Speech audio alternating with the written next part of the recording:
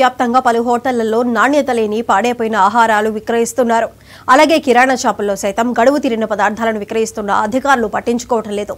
ఈ మేరకు చాలాసార్లు బాధితులు ఫిర్యాదు చేసిన అధికారులు నిమ్మకు నీరెత్తినట్లు వ్యవహరిస్తున్నారని స్థానికులు మొత్తుకుంటున్నారు. ఫిర్యాదు చేసిన వెంటనే తనిఖీలు చేసి నామమాత్రంగా యజమానులకు చలానాలు వేయడంతో సరిపెడుతున్నారు. మరునాటి నుండే ఆ హోటళ్లు, షాపులు వ్యాపారాలు నిర్వహిస్తున్నాయి. వీటన్నింటిపై నేషనల్ హ్యూమన్ రైట్స్ సభ్యులు నేడు ప్రజావాణిలో ఫిర్యాదు చేశారు. ప్రజల ఆరోగ్యాన్ని దృష్టిలో పెట్టుకుని నిర్లక్ష్యంగా వ్యవహరించిన వారిపై చర్యలు తీసుకోవాలని వారు కోరారు.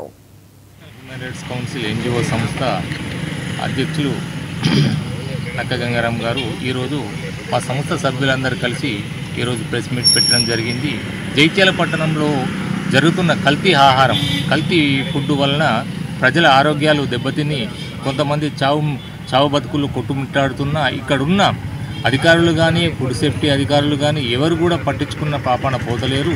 ఏదో నామమాత్రం తనిఖీలు చేసి ఈరోజు తనిఖీ చేస్తున్నారు. మళ్ళీ పొద్దున్నే అవి యథావిధిగా కొనసాగుతున్న సందర్భాలు ఎన్నో మనం చూస్తున్నాం. ఇప్పటి వరకు ఎన్నో వచ్చినాయి, పేపర్కి వచ్చినాయి, స్టేట్మెంట్లు వచ్చినా అయినా కానీ మళ్ళీ యథావిధిగా జరుగుతున్నాయి.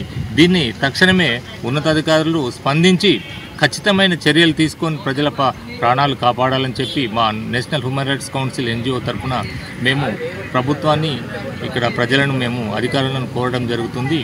కావున దయచేసి ఇప్పటికైనా అధికారులు స్పందించి తగిన చర్యలు తీసుకోవాలని చెప్పి మేము ఈరోజు ప్రజావాణిలో కూడా కంప్లైంట్ ఇవ్వడం జరుగుతుంది.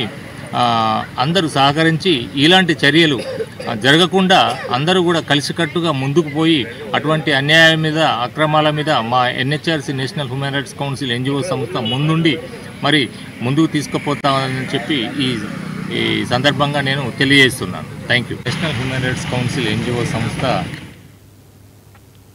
నంద్యాల పట్టణంలో